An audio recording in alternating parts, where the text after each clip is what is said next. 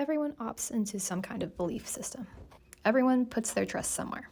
Some beliefs may be formed by the New York Times, or what our school teachers taught us, or what we think we can see with our own eyes, or what our peers seem to believe. We opt into belief systems about the shape of the earth, about history, about God, about medicine, about happiness, and about morality. Sometimes we opt out.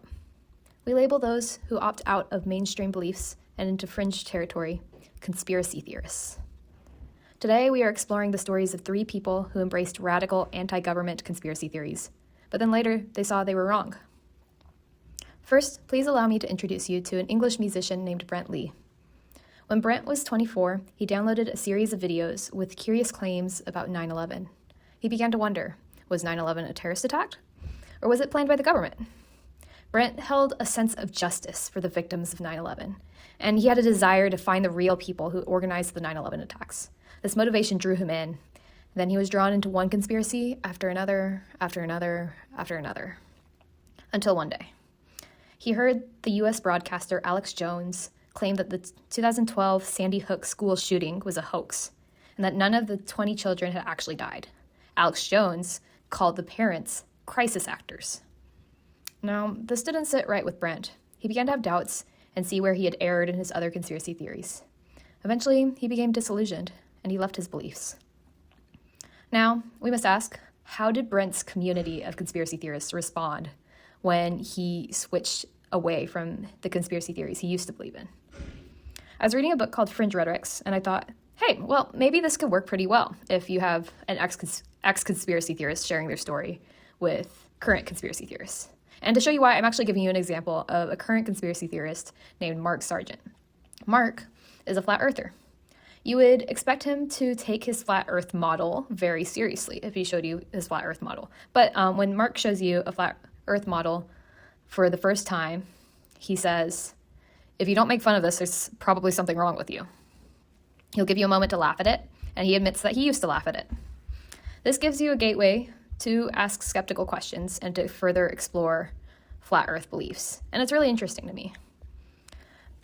Let's think about rhetorical assent. Wayne Booth defines assent as the art of discovering warrantable beliefs and improving those beliefs in shared discourse. Sargent uses assent by affirming that skepticism is valid. Everyone starts with skepticism. Everyone's skeptical of the flat earth at some point in their lives, so let's normalize that and let's build on this common understanding and introduce some new beliefs. So this is a very interesting and effective use of rhetorical assent. Now, my question is, could Brent Lee do the same thing? Could he go to current conspiracy theorists and say, like, hey, I see you. I appreciate your curiosity and your longing for justice. I was there once. Let's pivot from false conspiracies to real issues. What would a conspiracy theorist say to that? Well, here's a quote from Brent.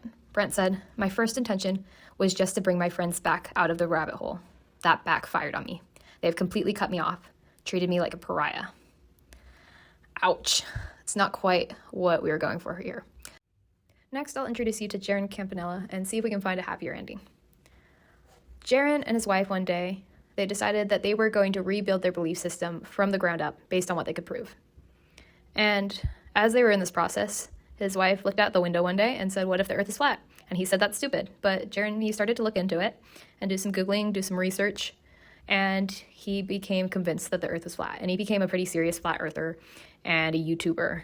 And then one day, someone organized a trip to Antarctica with 12 flat earthers and 12 non-flat earthers, and Jeran was one of the flat earthers. And they went to see the 24-hour sun.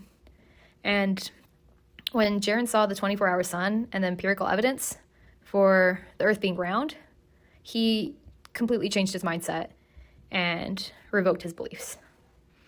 So this is kind of crazy, right? A flat earther finds evidence of a round earth, and now how are the flat earthers going to respond to him?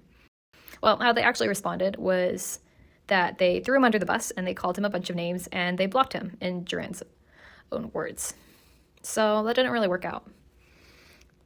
But we'll look at one more example of an ex-conspiracy theorist.